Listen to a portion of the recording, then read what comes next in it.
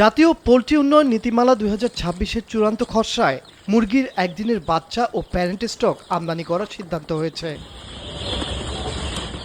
খসড়া অনুযায়ী দেশে বাণিজ্যিক খামারের জন্য একদিন বয়সী বাচ্চা আমদানির অনুমতি থাকবে না। সেই সাথে সংকট দেখা দিলেই কেবল ক্ষেত্র বিশেষে প্যারেন্ট স্টক আমদানির অনুমোদনের কথা বলা হয়েছে। সরকারের ভাষ্য অনুযায়ী দেশীয় উৎপাদন সক্ষমতার বৃদ্ধি করে ধীরে ধীরে আমদানি নির্ভরতা কমানোই এই নীতিমালার প্রধান লক্ষ্য। অধিকতর সরকারি সুযোগ সুবিধা প্রদানের মাধ্যমে বেসরকারি পর্যায়ের উন্নয়ন, পাশাপাশি প্রান্তিক খামারিদের কীভাবে টেকসই করা যায় সেজন্যই কিন্তু আমাদের এই জাতীয় পোল্ট্রি উন্নয়ন নীতিমালা ২০০৮-কে সংশোধন করে আমরা জাতীয় পোল্ট্রি উন্নয়ন নীতিমালা ২০২৬ এটা ইতিমধ্যে মন্ত্রী পরিষদ বিভাগে প্রেরণ করা হয়েছে। এতে উদ্বেগ তৈরি হয়েছে পোল্ট্রি খাত জুড়ে। খামারি ও উদ্যোক্তাদের পাশাপাশি খাদ্য নিরাপত্তা ও ভোক্তা অধিকার সংশ্লিষ্টরা আশঙ্কা করছেন প্রয়োজনীয় প্রস্তুতি ও বিকল্প উৎপাদনের সক্ষমতা নিশ্চিত না করে এই সিদ্ধান্ত কার্যকর করা হলে দেশে ডিম ও মুরগির মাংসের সরবরাহ ব্যাহত হতে পারে, যা সরাসরি জাতীয় খাদ্য নিরাপত্তা ও বাজার স্থিতিশীলতার উপর নেতিবাচক প্রভাব ফেলবে।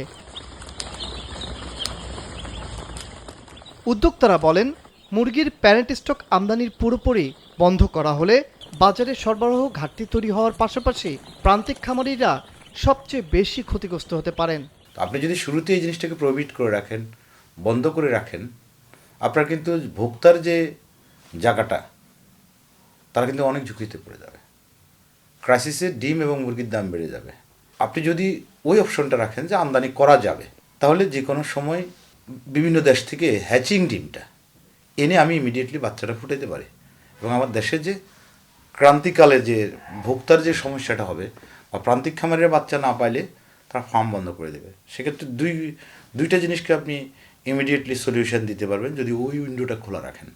এ ধরনের গুরুত্বপূর্ণ সিদ্ধান্ত বাস্তবায়নের আগে পর্যাপ্ত প্রস্তুতি, উৎপাদনের সক্ষমতা বৃদ্ধি এবং জরুরি পরিস্থিতিতে দ্রুত ব্যবস্থা নেওয়া নিশ্চিত না করা হলে পোল্ট্রি শিল্প, খামারি ও ভোক্তা সবাই চাপের মুখে পড়তে পারেন, এই মত বিশেষজ্ঞদের। যদি এই আমদানি বন্ধ হয়ে যায় তো ভালো দিক বললাম যে ডেফিনেটলি আমাদের আত্মনির্ভরশীলতা বাড়বে, কিন্তু দেখতে হবে যে আমাদের কোনো সংকটকালে এটার কোনো সমস্যা তৈরি হয় কি না।